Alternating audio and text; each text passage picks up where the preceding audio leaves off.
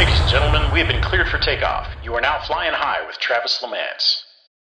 Early on, whenever I first met you, you had told me a story about camping out in front of this guy's gate or house, waiting on him Yes. to capture him as a Yes. guest or a client. And Yeah.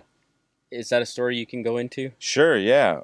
Well, I've done that a few times, but the first time was with Grant Cardone. Yeah. So when I started my podcast and YouTube channel, I saw that Grant and Elena, they lived in Miami. Obviously, they live in Florida. And I saw that they flew in on the jet to California. They were in LA in Beverly Hills. And at the time, I was living in California. And I saw on his Instagram story, Grant was talking in a video.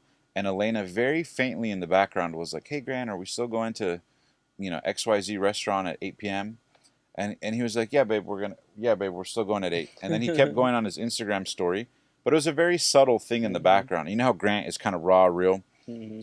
So it was like a subtle thing that I don't think most people caught, but I heard it, right? And I caught it. And I was at a precipice because this was several years ago where I had gone from, early on in my life, I was a skateboarder and I was trying to become amateur and pro. And so I did it my whole life. I gave my whole life to skateboarding. And then I did some acting. I was in a Warner Brothers movie.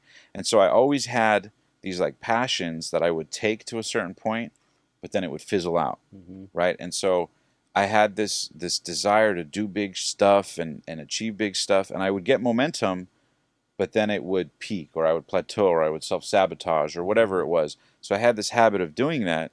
So fast forward, I end up working in solar, and then I end up getting recruited to Tesla. So I have this career of momentum that I always achieve a little success and self-sabotage. So I was, at the time of the Grant Cardone and Elena thing, I was in this combustion point of inspiration and desperation. And so when I saw that happen on their Instagram story, I thought to myself, fuck it, I wonder if I just drive to Beverly Hills and just see what happens. Fuck it, right? So I literally drive. I remember asking my dad, and my dad was like smoking a cigarette. And I'm like, "Dad, I have this crazy idea. What do you think if I do this?" And he was like, "You have nothing to lose. Just do it." So I was like, all right. So I drive like 3.5 hours, 4 hours through traffic. I drive to the restaurant in Beverly Hills, and I'm waiting outside, and I'm nervous as shit. My heart's racing. I'm in anxiety. I'm sweating. I park at the time I had a 2013 Toyota Corolla white. Nice. The cheapest car at the dealership. Yeah. The cheapest car possible. The most base model. So I park and I'm in Beverly Hills, right, with a white Corolla. You stick out. So I like park around the corner from the restaurant in Beverly Hills. I couldn't afford the valet. So I park around the corner, and then I walk all the way down to the restaurant, and I'm like, man, this is stupid. What am I doing? I can't believe this. What am I thinking? I'm just gonna go up to him. What do I say? I'm nervous as hell. But I figure, F it, I'm already here. So I end up waiting outside the restaurant for like 2 hours. And then I go in to check, right? Like I go in to use the restroom, and I tell the hostess, "Oh, my family's coming. They'll be here shortly." But I just went in to scope out the restaurant. So I go in the restaurant, and I actually see Grant and Elena, and I'm like, holy shit, this idea worked. They're Like, actually I can't here. believe this.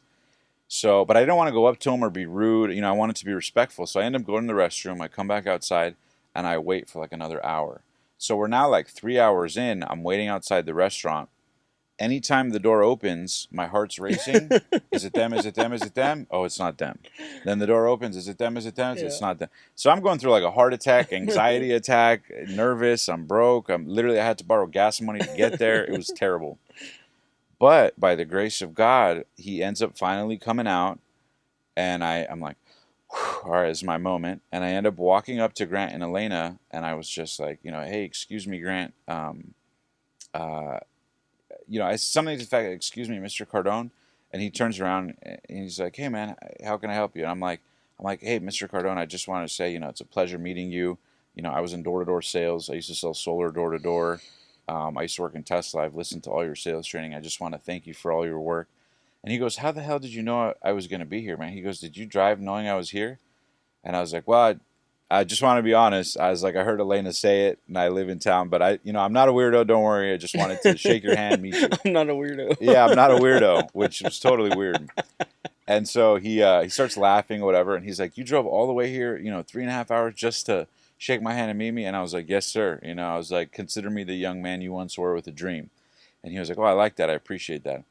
And I was like, yeah. And then I got this like gusto of inspired idea.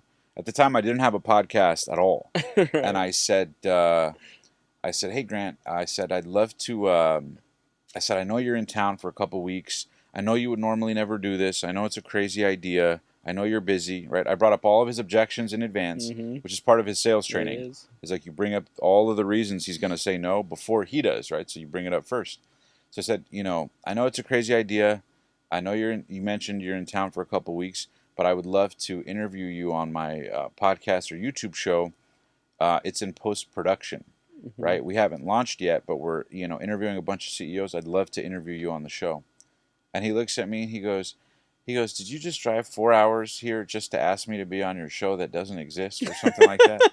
And I start, and I'm like, oh my God, this is so embarrassing. But he starts laughing. He goes, I'll tell you what, man, I like your hustle, kid. He's like, I'll tell you what, I'll do your podcast. He goes, here, grab my assistant's number. He gives me his assistant's number. I think that was like a Friday. And then they end up reaching back out and he's like, I'll do your interview.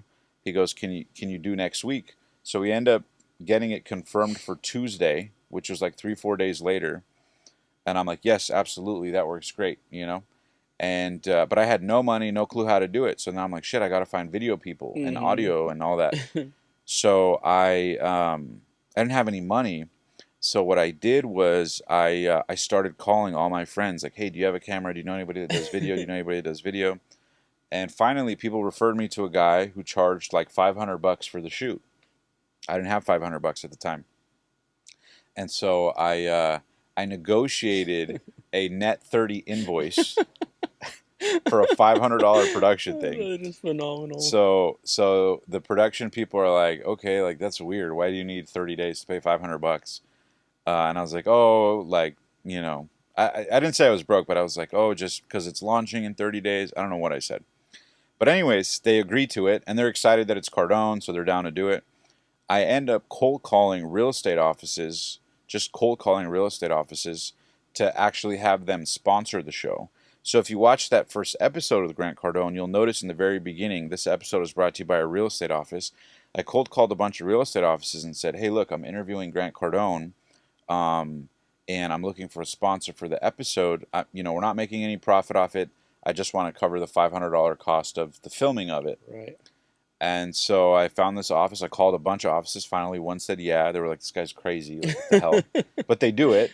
It's and real so they estate pay and for it's it. Cardone, so. Exactly. So in a span of 4 days, I go from not having a show, being totally broke, being lost to shit in life, desperate, high in my car, depressed, like wanting more in life, to interviewing Grant Cardone and Elena in Malibu on a set, smoking cigars with him and his wife.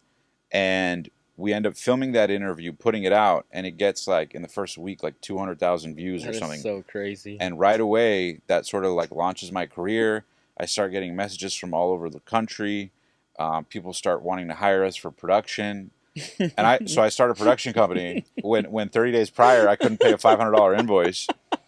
And then they introduced me to Ed Milet, and then so I do that. That interview gets 500,000 views. He introduces me to her and him, and so all these doors started opening. But it literally like was zero to hero, and so it was weird because I tell people often that in the game of life is kind of like chess. You can win in 40 moves, or you can win in 4 moves. And it's the same chessboard for everybody. We all have the same amount of chess pieces, right? The days that we have and the tools that we perceive we have. And it wasn't that I was smart or anything. It was just that I had the balls to fucking go for it. You know, I could have told myself a million reasons why that idea is stupid, why it won't work, why whatever, but it worked.